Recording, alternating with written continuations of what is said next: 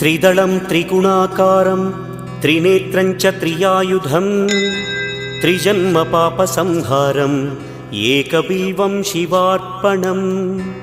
त्रिशाखैः बिल्वपत्रैश्च अच्छिद्रैः कोमलैः शुभैः तव पूजां करिष्यामि एकबिल्वं शिवार्पणम् कोटिकन्या महादानं तिलपर्वतकोटयः काञ्चनं शैलदानेन एकबिल्वं शिवार्पणम्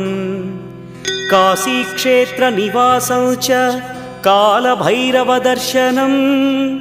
प्रयागे माधवं दृष्ट्वा एकबिल्वं शिवार्पणम्